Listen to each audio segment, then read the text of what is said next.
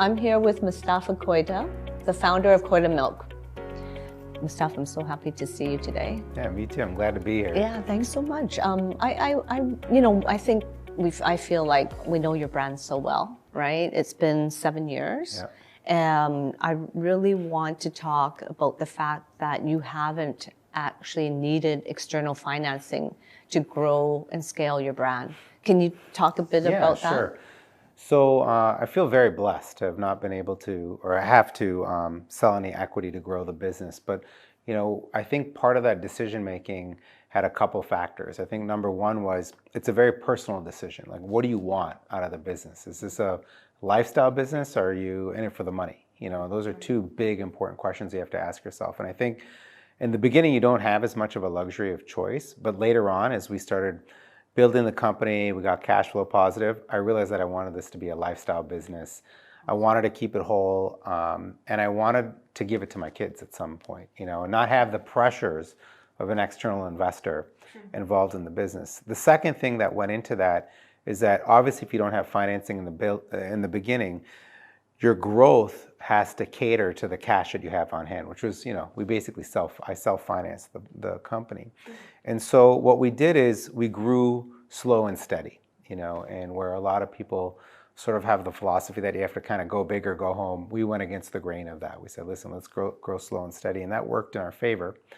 And, we didn't launch with like 20 different products. We launched with 2. We didn't go after 10 different markets. We went after just one city, and then we slowly got some wins and then grew steadily. Okay, no, but I love that lesson because there is, I think, in society in general, this desire to do it fast and to scale up big.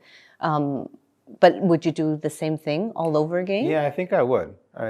Absolutely. And to your point, there's a group that thinks, hey, there's a window of opportunity. You got to hit the window of opportunity. And I do believe that as long as you have your finger on the pulse of what the consumer wants, your product or your service will evolve with time. And you should always make sure you're in that window of opportunity.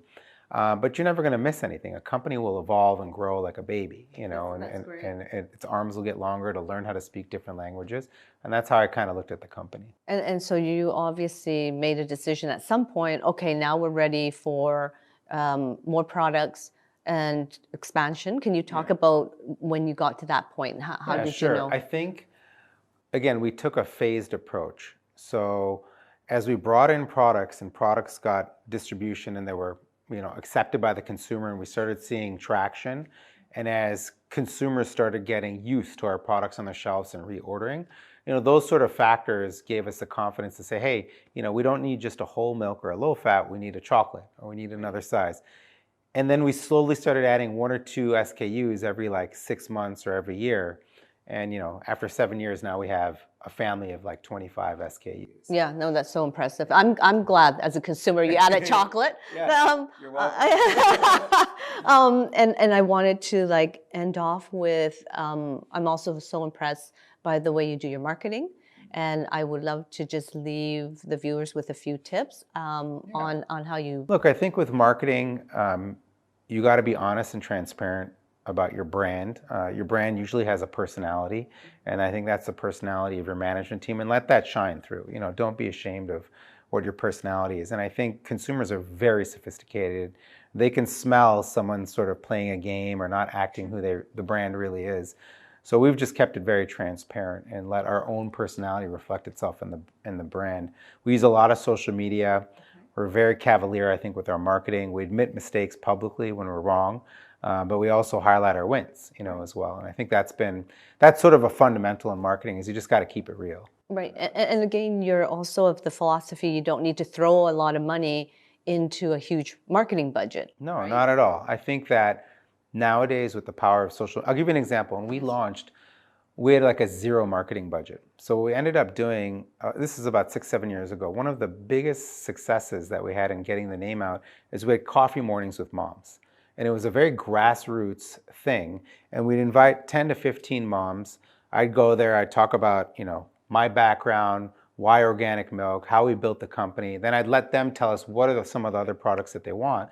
And the beauty of that is there was a connection between grassroots and social media at that time, where each mom had like 1,000 followers on Facebook, right?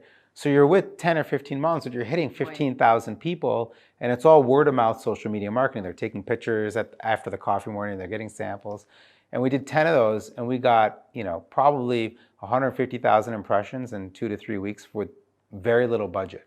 So I think there's always an opportunity for an entrepreneur to be creative, in spite of having a small marketing. That's awesome. Thank you so much for that particular example. Sure. I would love to have you come back and we'll talk a bit more about expansion. Sure. Did you want to tell us where we can get Koita milk or your URL? It's certainly available online.